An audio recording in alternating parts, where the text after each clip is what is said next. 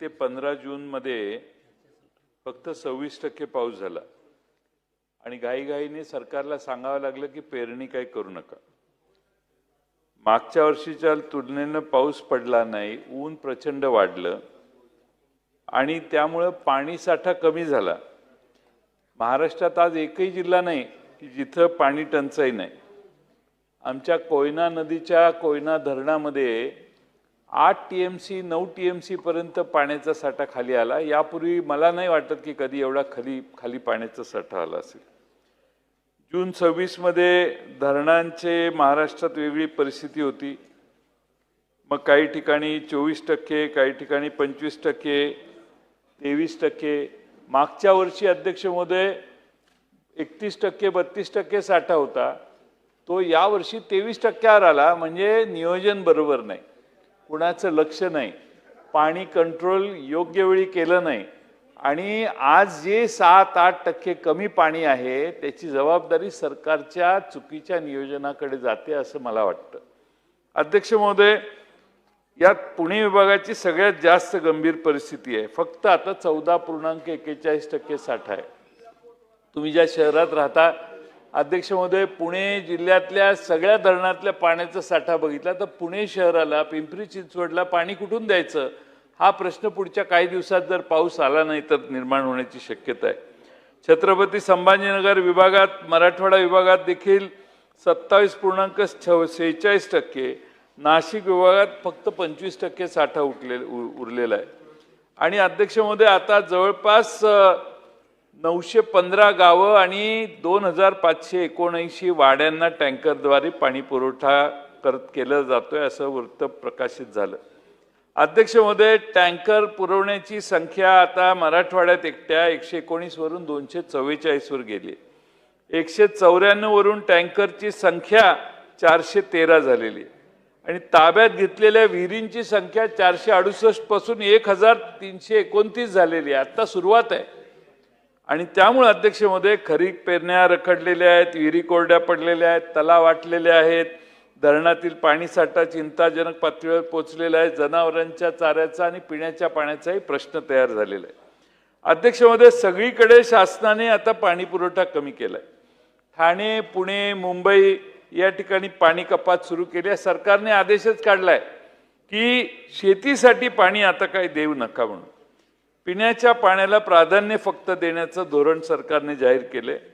शेतकऱ्यांनी मात्र अध्यक्ष महोदय, ज्या ठिकाणी पेरणी केली, पाणी माहीत नव्हतं लोकांना म्हणून पेरणी केली, त्या ठिकाणी लोकांच्या ते पेरणी सगळी वाया जायला लागलेली आहे। ती एक गंभीर समस्या महाराष्ट्रात तयार केलेली आहे। आता काही ठिकाणी अध्यक्ष महोदय फार गंभीर घटना व्हायला लागल्यात। नंदुरबार जिल्ह्यामध्ये 3-4 किलोमीटर महिलांना, आदिवासी महिलांना हंडे पाणी वाहून यायला लागतात। सततच्या श्रमामुळे महिलांच्यावर देखील शारीरिकदृष्ट्या गंभीर समस्या निर्माण झालेल्या आहेत आणि त्यामुळे त्यानंतर सरकारने टँकर पाठवायला सुरुवात केली।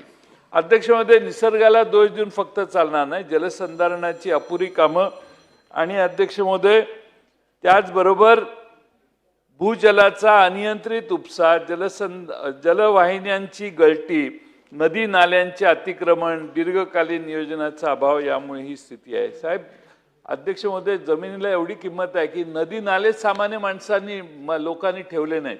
नाला दिसला शेजारी माझी जमीन असली की तो नाला रेटलाच मी। त्यामुळं महसूल विभागाने आपले नाले आणि नॅचरल कंडिशन तशाच ठेवायला कोणतेही कष्ट घेतले नाहीत। आधी तहसीलदार, प्रांत हे देखील घाबरतात कारण वरनं कुणाला तरी फोन येईल। त्यामुळे सगळे नदी नाले, ओढे सगळे आता हळूहळू आकुंचन पावायला लागलेले आहेत आणि आमचं अतिक्रमण वाढलेलं आहे। अध्यक्ष महोदय, खरं म्हणजे कोयना धरणाने एवढा तळ गाठलेला आहे की पूर्वी एक बामनोली गाव बुडलेलं होतं, आता ते बामनोली गाव पहिल्यांदा 74 वर्षानंतर पहिल्यांदा दिसायला लागले लोकांना।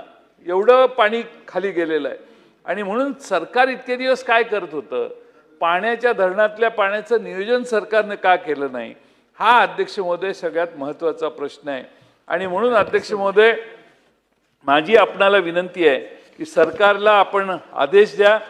सरकारना माझी विनंती आहे की पर्यावरण राखायचा देखील विचार सरकारने केला पाहिजे। पर्यावरणाकडे तर सरकारचं लक्ष नाही. एवढी झाडं तोडलेली आहेत. जरा विकास करायचा म्हटला की झाडं तोडायला सुरुवातच.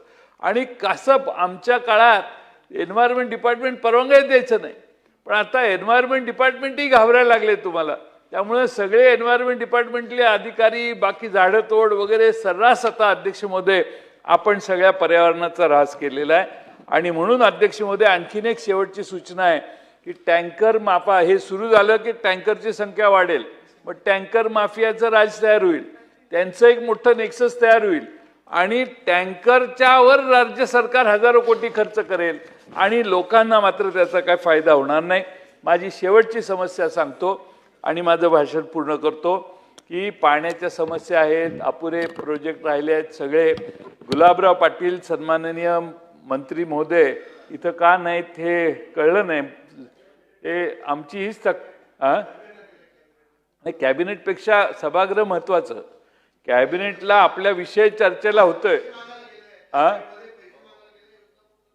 मला मान्य आहे तुमचं म्हणणं. मग कॅबिनेटमध्ये पैसे मागायला गेले तर त्यांनी सभागृहात सांगावं की मागच्या महिन्यामध्ये 2 महिन्यापूर्वी मागचं अधिवेशन होतं तर इथे येऊन त्यांनी मला सांगितलं जयंतराव केंद्र सरकारने 6,000 कोटी रुपये आपल्याला दिले, द्यायला पाहिजेत 18,000 कोटी रुपये. 6,000 कोटी ओके म्हटलं, आनंद आहे. 18,000 कोटी रुपयाची बिलं सरकारने दिलेली नाहीत पाणी पुरवठा योजनेच्या स्कीमची. 18,000 कोटी रुपयाच्या मध्ये किती बिलं दिली ह्या वर्षभरात? 1 एप्रिल नंतर थकलेल्या बिलापैकी किती बिलं त्यांनी दिली हा आकडा जाहीर करावा. हे झालेल्या कामाचे अध्यक्ष महोदय पैसे आहेत. पुढचे नवे आता जे काही इकडचे पाणी तिकडं न्यायची आता जी कामं सुचवली जातील विधानसभेच्या सदस्यांनी त्यांच्यासाठी यांच्याकडे पैसे नाहीत. आशिष शेलारांनी जर एखादी मागणी केली की माझ्या मतदारसंघात अमकं पाईप करा, नो मनी. मंजूर तर कागदावर सगळंच होईल, पण आता कुणी पैसेच नाहीत सरकारकडे. सरकारकडे अध्यक्ष महोदय आता 93,000 कोटीच्या पुरवणी मागण्या मांडल्या. हे बजेट आधीच मायनस, अजून 93,000 कोटी रुपये. आपलं GSDP प्रमाणे आपलं सकल उत्पन्नाचे आपलं हे फिस्कल डिफिसिट जे आहे ते 3% वर जाऊ नये, 4.5% जातोय कालच्या बजेटचे ते पुरवणी आकडे बघितले तर. आणि म्हणून अध्यक्ष महोदय सरकारकडे पैसे नाहीत. उत्तरात बाकीच्या समस्यांवर काय आता बोलू नये. पैसे किती आहेत यावर्षी, बजेटला किती पैसे आहेत, मागच्या वर्षी त्यांनी किती बिलं दिली, यावर्षी किती बिलं देऊन नवीन कामं किती. आमचा इंटरेस्ट नवीन कामात आहे.